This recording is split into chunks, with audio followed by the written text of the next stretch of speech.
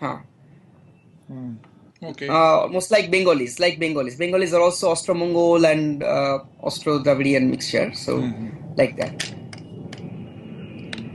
So Austro-Mongol, Austro-Dravidian, but not Caucasoid mixture. no, Austro-Caucasoid. Ah. Yeah, Austro-Caucasoid and Austro-Mongol. Both mixtures are in Bengali, in the Bengali population. Both are found. Okay, so this covers the first part of the question. Do you have Uh-huh. time, or are you wanting to go to No, sleep? I have time. I have time. So the next question is that this crop has resistance to pests, and therefore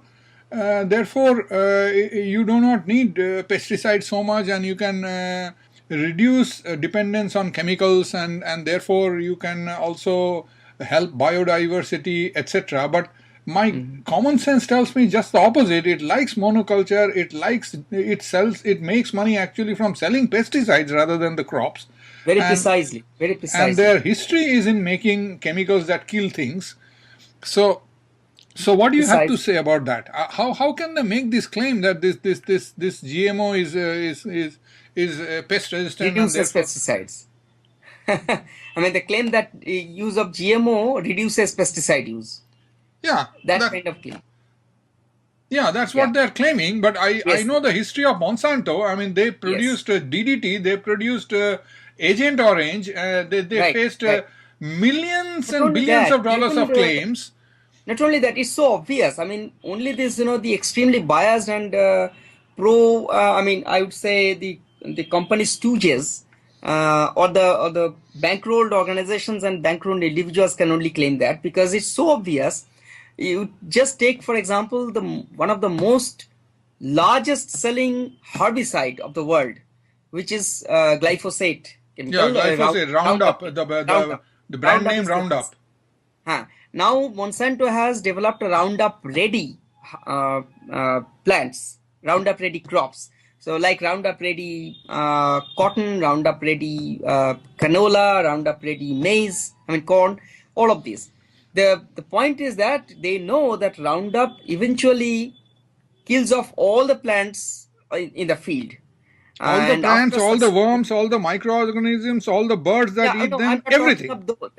I'm not talking of the environmental effect. I'm just talking of the logic's sake, I'm just considering only the agronomic aspect. I'm not talking of the environmental aspect. Okay. That's another completely different dimension altogether.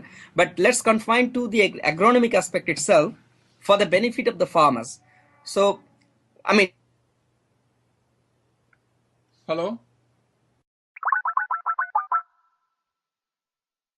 Hello hello শোনা যাচ্ছে? হ্যাঁ, হঠাৎ কেটে গেল দুম করে। হ্যাঁ, আমি সেটাই দেখলাম হঠাৎ করে। হ্যাঁ, গো অন। হ্যাঁ, তো ওরা রাউন্ড আপটা প্রমোট করছে এই জন্যে যে রাউন্ড আপ দিলে যদি একদম ইনডিসক্রিমিনেটলি দেওয়া যায়, তাহলে যে ক্রপটাকে কাল্টিভেট করা হচ্ছে সেটাও মরে যাবে। কারণ উইডিসাইড বলে তো কিছু হয় না। উইডিসাইড, কারণ chemical can't identify which is weed and which is not. they can kill anything, any kind of crop, any kind of plant.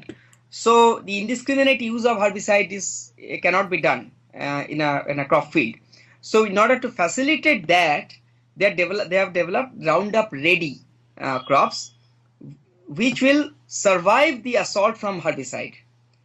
তো রাউন্ডআপের এটা হচ্ছে ওটা একটা যে রেসপিরেটরি সাইকেল আছে, cytochrome c cycle of the plant, ওই respiratory সাইকেলের এনজাইমটা ব্লক করে দেয়। সুতরাং রেসপিরেশন এটা বন্ধ হয়ে গেলে ক্রপটা মরে যায়, প্ল্যান্টটা মরে যায়। সেইটাকে রাউন্ডআপ রেডি বলে যেটা করা হচ্ছে, সেটাতে ইপিএসপিএস বলে একটা জিন, আমি খুব লম্বা কেমিক্যাল বলছি না, খুব অ্যাক্রোনিমটাই বলছি। ইপিএসপিএস বলে একটা প্রোটিন, সেটা জিনটাকে ঢোকানো হয়, which is just like bypass surgery.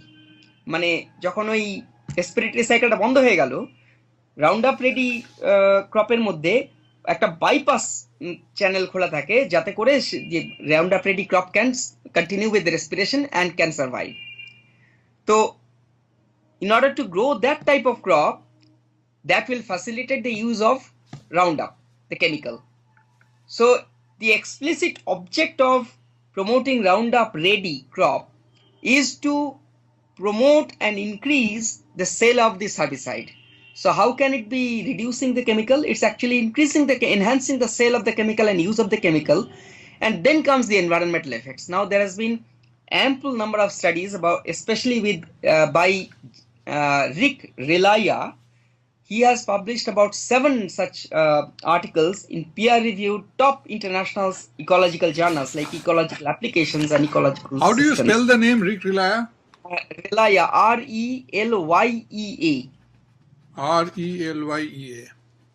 Rick Relaya. If you want, I can send you some of his papers that I have with me. Okay.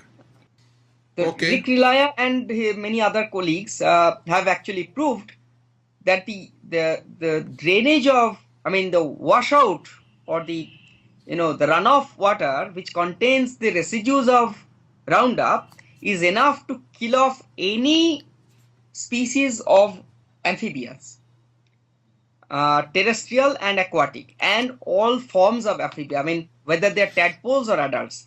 And it has eliminated all kind of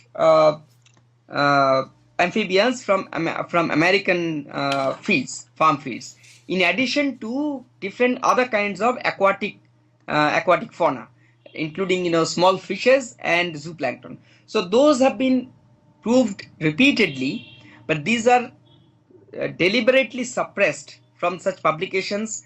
And whenever there is any discussion about Roundup, even today, the Indian agriculturists and agronomists still continue to say that Roundup is the safest herbicide and its life cycle is just about a few days. Just a moment. Can I interrupt you? When somebody conducts, I'm asking because I'm not a scientist involved with field tests. I understand. I'm asking what might appear stupid, but tell me, to find out long-term effect on humans, possible adverse effects on humans of something introduced into in his environment, such as this pesticide, should the test not be concluded for a time equal to the lifespan of a human, like 60 years instead of 2 years or 6 months?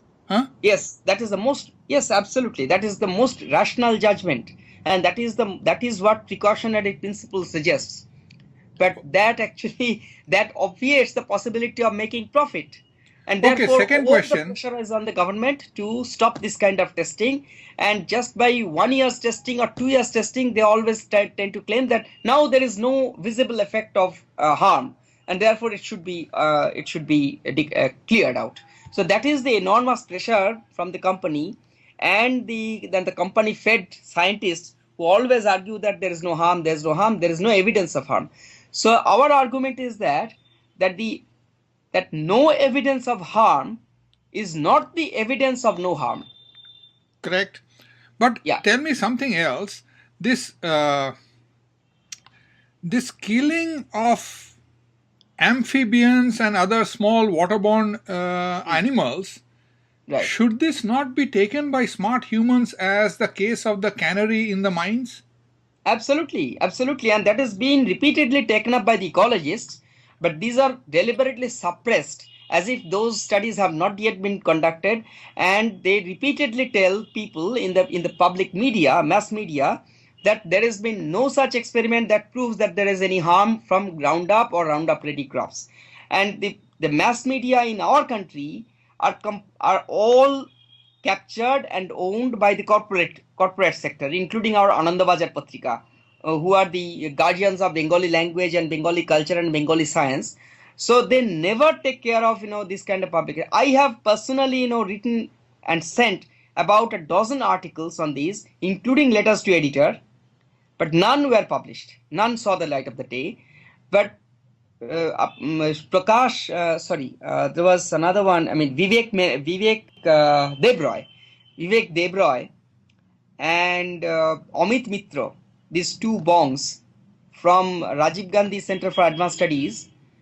This is another bankroll organization which is funded profusely by Monsanto, Syngenta, General Electric, and tobacco companies and others. They wrote articles after articles to promote GMO, to promote open market, to promote nuclear power, and so on and so forth. And they even published that whoever is opposing GM crops or whoever is opposing nuclear power are the eco-fascists. And Anandabaja group has carried all these articles day in and day out.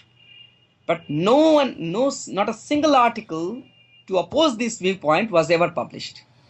So that is the situation. So the people who are, the readers, general masses are fed with this one-sided information.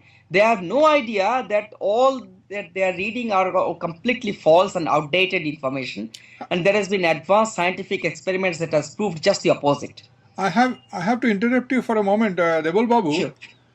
What you just said, it's quite categorical because you took names.